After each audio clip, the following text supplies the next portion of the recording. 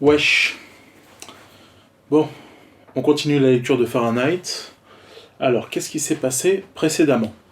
Donc, on commence à connaître les trois personnages principaux. On a rencontré donc Guy Montag, le pompier qui allume des incendies, Clarisse McLellan, qui est sa voisine, et qui est en train de percer sa carapace. En lui posant des questions, en le faisant réfléchir, elle est en train de le transformer petit à petit. On voit bien qu'il est en train de remettre en question le monde dans lequel on vit, le monde dans lequel il vit. Et le lapsus révélateur. Et en fait, ce qui est puissant, c'est que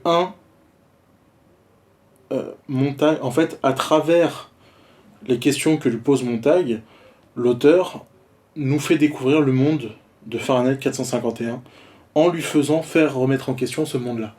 C'est une super façon, je pense, d'introduire un sujet, de découvrir un univers, parce que c'est toujours compliqué de faire découvrir un univers de science-fiction au lecteur sans que ce soit artificiel. Et là, par contre, c'est complètement réaliste parce qu'en fait, c'est quelqu'un du système qui remet en cause. Et donc, qui nous fait découvrir le système à travers cette remise en cause. Il y a un troisième personnage qu'on a rencontré, la femme de Montag, qui, elle, est complètement hermétique. Il n'arrive pas à faire ce que Clarisse fait pour lui. Il n'arrive pas à pénétrer son armure. Elle est enfermée, même au niveau des sens, puisqu'elle écoute tout le temps ses écouteurs. Ce qui est déjà, en fait, imaginez les écouteurs à l'époque de Ray Bradbury, ça n'existe pas à l'époque. Donc c'est une vraie projection qu'il fait du futur. Et ce qui me fait beaucoup penser aux gens aujourd'hui qui vivent tout le temps avec un casque ou des écouteurs sur la tête. Même moi, quand je sors dehors, je m'enferme dans mon univers et je mets mon casque. Donc, et visuellement aussi, où chez elle, les murs sont recouverts d'écran. Et ce qui à l'époque passait pour de la science-fiction, c'est devenu une réalité.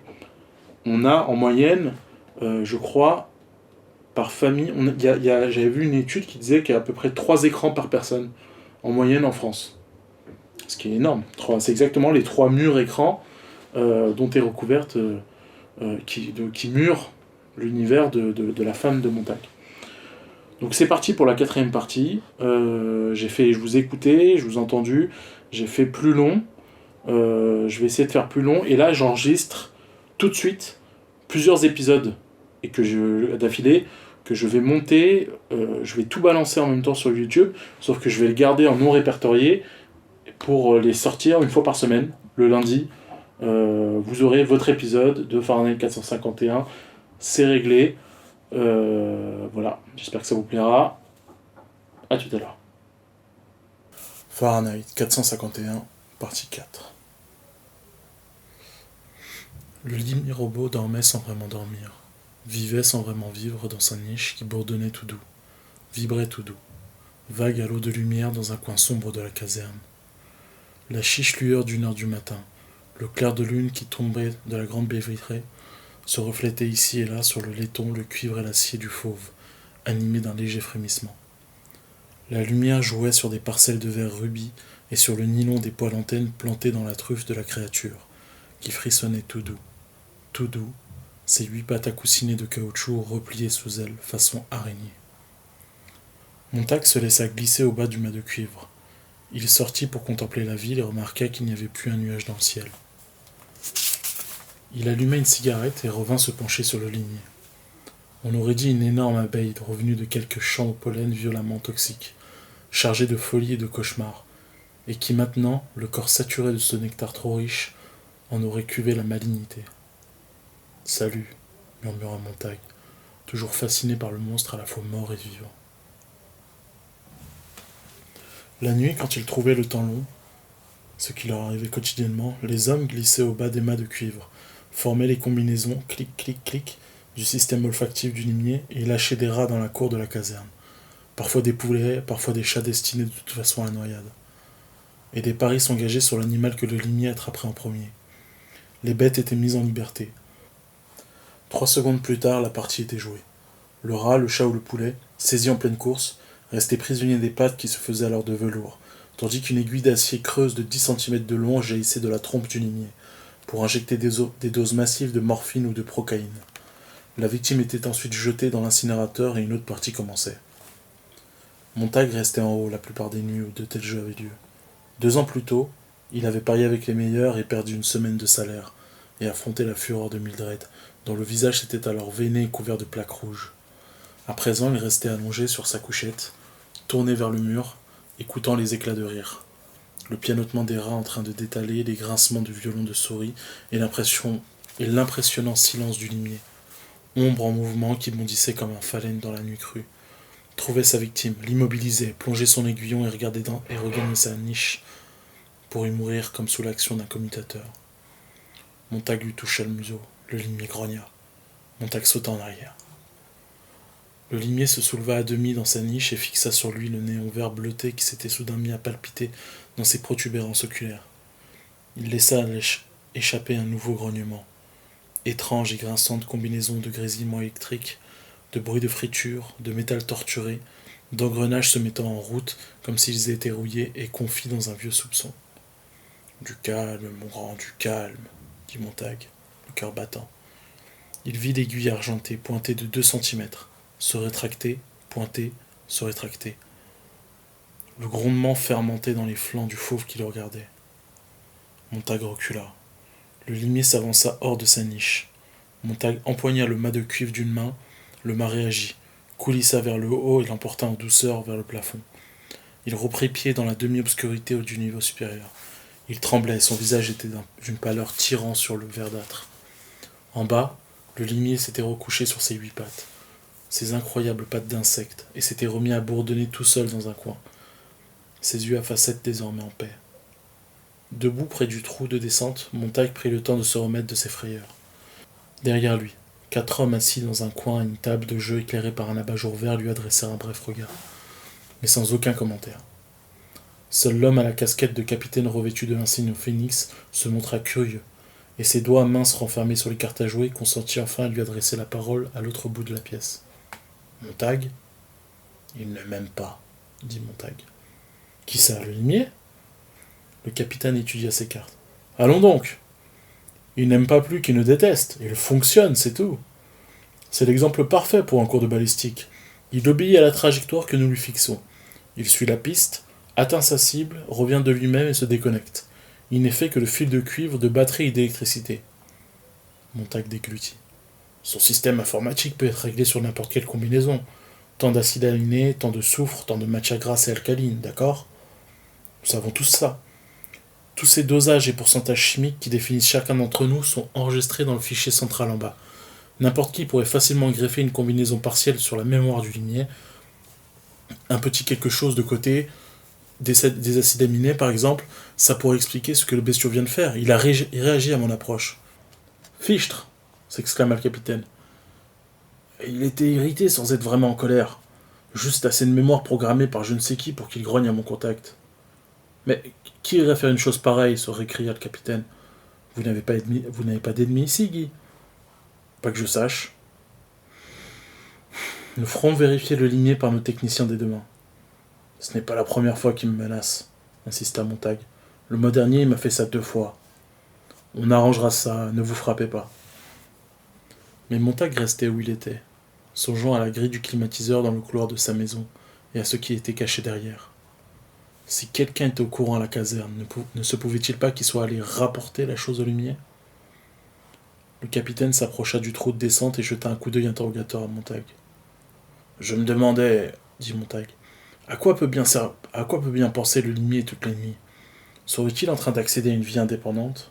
Ça me fait froid dans le dos. Il ne pense que ce qu'on veut qu'il pense. C'est triste, déclara calmement Montag. Parce que nous l'avons programmé que pour traquer, trouver et tuer. Dommage que ce soit tout ce qu'il a appelé à connaître. Bon sang, se récria tranquillement Beatty. C'est une vraie prouesse technique. Un super fusil capable de ramener sa cible et qui fait mouche à tous les coups. Justement, je ne tiens pas à être sa prochaine cible. Pourquoi ça ? Vous n'avez pas la conscience tranquille ? Montag releva promptement les yeux. Beatty resta là, le dévisagé, tandis que sa bouche s'ouvrait et qu'il se mettait à rire tout doucement.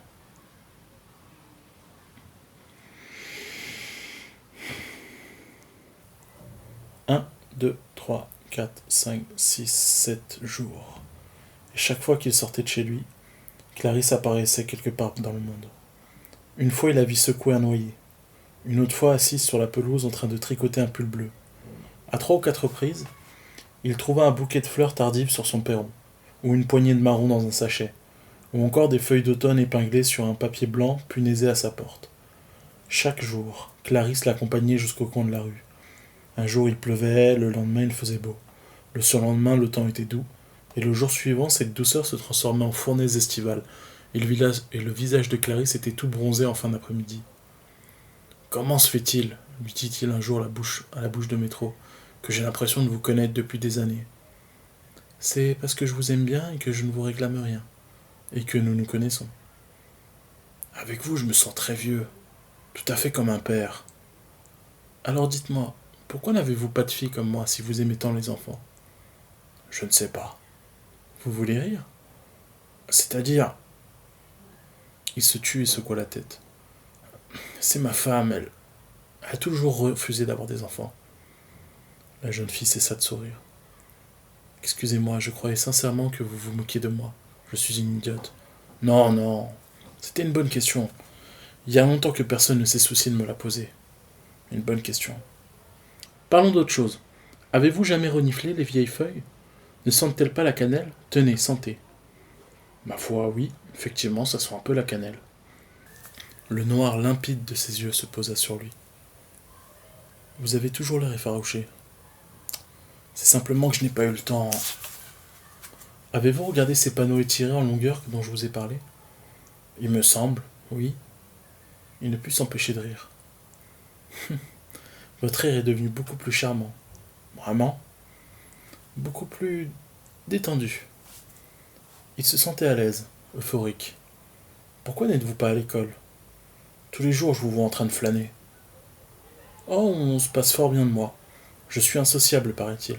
Je ne m'intègre pas. C'est vraiment bizarre. Je suis très sociable, au contraire. Mais tout dépend de ce qu'on entend par sociable, n'est-ce pas ? Pour moi, ça veut dire parler des choses et d'autres, comme maintenant. Elle fit s'entrechoquer quelques marrons tombés de l'arbre qui se dressait sur l'esplanade. Ou de tout ce que le monde a d'étrange. C'est bien de se trouver en compagnie, mais je ne pense pas que ce soit favoriser la sociabilité que de réunir tout un tas de gens et de les empêcher ensuite de parler. 1 heure de téléclasse, 1 heure de basket, de baseball, de course à pied, encore 1 heure à copier à l'histoire ou peindre, encore du sport, mais vous savez, on ne pose jamais de questions. En tout cas, la plupart d'entre nous, les réponses arrivent toutes seules. Bing, bing, bing. Et on reste assis à 4 heures de plus à subir le téléprof. Ce n'est pas ma conception de la sociabilité. On n'a là que des entonnoirs dans lesquels on verse de l'eau dont on voudrait nous faire croire que c'est du vin, quand elle ressort par le petit bout.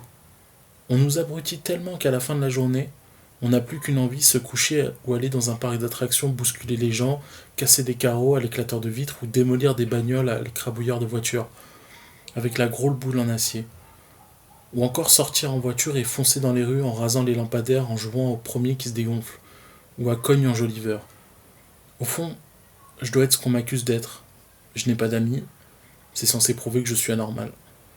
Mais tous les gens que je connais passent leur temps à brailler, à danser comme des sauvages ou à se taper dessus. Vous avez remarqué à quel point les gens se font du mal aujourd'hui ? Mais vous parlez comme une vieille personne. Il y a des moments où j'ai l'impression d'être une antiquité. J'ai peur des enfants de mon âge. Ils s'entretuent. Est-ce que ça a toujours été comme ça ? Mon oncle dit que non. Rien que l'année dernière, 6 de mes camarades se sont fait descendre. 10 sont morts dans des accidents de voiture. J'ai peur d'eux. Ils ne m'aiment pas parce que j'ai peur. Mon oncle dit que son grand-père se souvenait d'une époque où les enfants ne s'entretuaient pas. Mais c'était il y a longtemps, quand tout était différent. Il croyait à la responsabilité, d'après mon oncle. Voyez-vous, je me sens responsable. J'ai reçu des fessées quand je le méritais autrefois. Et je fais les courses et le ménage toute seule. Mais surtout, j'aime observer les gens. Il m'arrive de passer toute une journée dans le métro à les regarder et à les écouter. J'ai simplement envie de comprendre qui ils sont, ce qu'ils veulent et où ils vont. Il m'arrive aussi d'aller dans les parcs d'attractions et de me risquer dans les jet cars quand ils font la course, à la sortie de la ville à minuit. Du moment qu'ils sont assurés, la police ferme les yeux. Du moment que tout le monde est super assuré, tout le monde est super assuré, tout le monde est content. Des fois, je les écoute en douce dans le métro ou au distributeur de rafraîchissement. Et vous savez quoi? Quoi? Les gens ne parlent de rien. Allons donc, il faut bien qu'ils parlent de quelque chose. Non, non, de rien. Ici, toute une ribambelle de voitures, de vêtements ou de piscines et disent super. Mais ils disent tous la même chose. Et personne n'est jamais d'un avis différent. Et la plupart des temps, dans les cafés, ils se font raconter la même histoire drôle par les jukebox, ou regardent défiler des motifs colorés sur les murs musicaux, des motifs abstraits, des simples taches de couleurs. Et les musées, y êtes-vous jamais allé? Rien que de l'abstrait. C'est tout ce qu'il y a aujourd'hui. Mon oncle dit que c'était différent autrefois. Jadis, il y avait des tableaux qui exprimaient des choses ou même représentaient des gens. Votre oncle par-ci, votre oncle par-là. Votre oncle doit être un homme remarquable. Pour ça, oui, c'est sûr. Bon, il faut que je me sauve. Au revoir, monsieur Montag. Au revoir. Au revoir. 1, 2, 3, 4, 5, 6, 7 jours. La caserne. Montag, vous vous ruez à ce mât comme un oiseau dans un arbre. Troisième jour. Montag, cette fois-ci je vous ai vu rentrer par la porte de derrière. C'est le limier qui vous embête? Non, non. Quatrième jour. Montag, en voici une bien bonne. J'ai entendu ça ce matin. Il y a un pompier de Seattle qui a délibérément programmé un limier robot sur ses propres données chimiques et l'a lâché. Comment vous appelleriez ce genre de suicide? 5, 6, 7 jours. C'est alors que Clarisse disparut. Il ne savait pas très bien ce que cet après-midi-là avait de particulier, mais c'était de ne pas voir Clarisse nulle part. La pelouse était vide, vide les arbres et la rue, et s'il ne se rendit pas compte tout de suite qu'elle lui manquait, et même qu'il la cherchait, le fait est qu'en atteignant le métro, il se sentit par une vague inquiétude. Quelque chose n'allait pas. On lui avait bouleversé ses habitudes. Des habitudes toutes simples, à vrai dire, prises en quelques jours à peine, et pourtant, il faillit revenir sur ses pas pour lui donner le temps d'apparaître. Il était sûr que s'il refaisait le même chemin, tout s'arrangerait. Mais il était trop tard. L'arrivée de son train mit fin à son projet. Les cartes qui voltigent, le mouvement des mains, des paupières, la voix monotone de l'horloge parlante dans le plafond de la caserne. 1h35, jeudi matin, 4 novembre. 1h36, 1h37. Le claquement des cartes sur la table graisseuse. Tous les sons parvenaient à Montag retranchés derrière ses yeux fermés, derrière la barrière qu'il avait provisoirement dressée. Il sentait la caserne pleine de reflets, de chatoiements et de silence, de couleurs cuivrées, les couleurs de la pièce de monnaie. De l'or, de l'argent. Les hommes invisibles assis à table soupiraient devant leurs cartes en attendant. 1h45. L'horloge parlante égrenait lugubrement l'heure froide d'un matin froid d'une année encore plus froide. Qu'est-ce qui ne va pas, Montag? Montag ouvrit les yeux. Une radio bourdonnant quelque part. La guerre peut être déclarée d'une heure à l'autre. Notre pays est prêt à défendre ses... La caserne trembla au moment où une escadrille de jets faisait retentir une seule note stridente dans le ciel noir du matin. Montag cligna des yeux. Beatty le regardait comme s'il aurait contemplé une statue dans un musée. À tout moment, Beatty pouvait se lever, s'approcher de lui et toucher, explorant son sentiment de culpabilité et de sa gêne. Culpabilité? De quoi était-il coupable? À vous de jouer, Montag. Montag regarda ces hommes au visage brûlé par 1000 brasiers réels et les 10 000 autres qui hantaient leur imagination. Ces hommes dont le travail enflammait les joues et enfiévrait les yeux, qui regardaient sans ciller la flamme de leur igniteur en platine quand ils allumaient leurs pipes noires ou couvraient un éternel incendie. Eux et leurs cheveux anthracite, leurs sourcils couleur de suie et le bleu cendré de leurs joues, là où s'étaient rasés de près. Impossible de se tromper sur leur compte. Montag sursauta, sa bouche s'ouvrit. Avait-il jamais vu un pompier qui n'eut pas les cheveux noirs, les sourcils noirs, le visage farouche, et le teint bleu acier qui vient de se raser tout en ayant l'air d'en avoir encore besoin? Ces hommes lui renvoyaient tous sa propre image. Tous les pompiers étaient-ils choisis en fonction de leur aspect aussi bien que de leur penchant, de cette couleur de cendre qu'ils affichaient, et de la perpétuelle odeur de brûlé qui dégageait leurs pipes? Comment le capitaine Beatty, là, qui se levait dans un épais nuage de fumée, qui ouvrait un nouveau paquet de tabac, froissait l'enveloppe de cellophane dans un bruit de feu qui crépite. Montag regarda son jeu. Je réfléchissais. Au feu de la semaine dernière, au type dont on a cramé la bibliothèque. Qu'est-ce qui lui est arrivé? On l'a embarqué pour l'asile. Le hurlement qui poussait. Il n'était pas fou. Beatty arrangea tranquillement ses cartes. Tout homme qui croit pouvoir berner le gouvernement et nous est un fou. J'essayais simplement d'imaginer ce qu'on ressentait si des pompiers venaient brûler nos maisons et nos livres, je veux dire. Nous n'avons pas de livres. Mais si on en avait. Vous en avez, vous? Beatty battit lentement des paupières. Non. Le regard de Montag se porta sur le mur où étaient affichées les listes dactylographiées d'1 million de livres interdits. Leurs titres dansaient dans les flammes, brûlaient au fil des ans sous sa hache et sa lance qui ne crachait pas d'eau mais du pétrole. Non. Mais dans son esprit, un vent frais se leva et se mit à souffler dans la grille du climatiseur qu'il y avait chez lui. Tout doux, lui rafraîchissant le visage. Et de nouveau, il se vit dans un parc verdoyant, en train de parier un vieil homme. Un très vieil homme. Et le vent qui venait du parc soufflait le même froid. Montag hésita. Est-ce que ça a toujours été comme ça? La caserne, notre boulot, je veux dire, bon, il était une fois ou... Il était une fois s'exclame Beatty. En voilà une façon de parler. Imbécile, se dit Montag. Tu finiras par te trahir. Lors du dernier auto da fé, un livre de contes, il avait saisi une unique ligne au vol. Je veux dire, autrefois, reprit-il, avant que les maisons soient inifugées. Soudain, il lui sembla qu'une voix beaucoup plus jeune parlait à sa place. Il ouvrit la bouche et ce fut Clarisse McLellan qui demanda. Le rôle des pompiers n'était-il pas d'empêcher les incendies que de les déclencher et de les activer? Ah, ça c'est la meilleure. Stoneman et Black sortirent leur manuel qui contenait également un bref historique des pompiers d'Amérique et l'ouvrirent à une page où Montag, bien que connaissant par cœur le texte de longue date, pouvait lire. Fondé en 1790 pour brûler les livres d'obédience anglaise dans les colonies, premier pompier, Benjamin Franklin. Règlement 1. Répondre promptement à l'appel. 2. Mettre le feu promptement. 3. Tout brûler. 4. Revenir immédiatement à la caserne et faire son rapport. 5. Rester en état d'alerte dans l'éventualité d'un autre appel. Tous regardaient Montag. Il resta de pierre. Le signal d'alarme retentit. La sonnerie du plafond se mit à retentir obstinément. Soudain, il n'y eut plus que 4 chaises vides. Les cartes s'éparpillèrent comme une rafale de neige. Le mât de cuivre vibra, les hommes étaient partis. Montag était resté assis, en bras, le dragon orange s'éveillant à la vie dans une quinte de tout. Montag se laissa glisser le long du mât comme dans un rêve. Le limi-robot se dressa dans sa niche, les yeux pareils à 2 flammes vertes. « Montag, vous oubliez votre casque !» Il le décrocha du mur derrière lui, courut, sauta, et ils foncèrent dans la nuit, opposant aux assauts du vent le hurlement de leurs sirènes et le ferraillement tornitruant de leur engin. Ouf.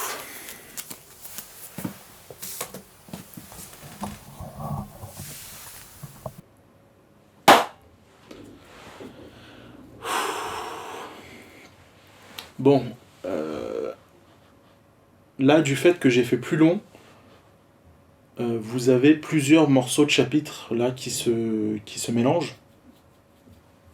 Donc on a vu que Montag se rapprochait de Clarisse, qu'ils se voyaient quasiment tous les jours, qu'ils échangeaient, et que c'est maintenant Clarisse qui commence à se livrer à Montag, en lui expliquant en quoi elle se sent différente, en quoi elle est traitée différemment des gens de l'époque de Fahrenheit, qui ont l'air très superficiels et très autodestructeurs. Alors un profond malaise et ça a l'air d'être une période très triste, vraiment, c'est glauque. C'est vraiment glauque. Quand les jeunes meurent autant, c'est très glauque. Et elle en a peur, et je comprends qu'elle en ait peur, et en fait, elle a juste une sensibilité que les autres n'ont pas, et qui fait qu'elle vit tout beaucoup plus fort que les autres, alors que les autres se sont enfermés dans des carapaces, enfin bref. Donc on a Clarisse et Montag qui se sont rapprochés. Montag qui commence à avoir un peu des doutes sur son métier, qui commence à poser des questions et qui a l'air de se faire remarquer parce qu'il pose des questions. Il y a quelque chose qui a l'air de se tramer avec son capitaine. Le capitaine...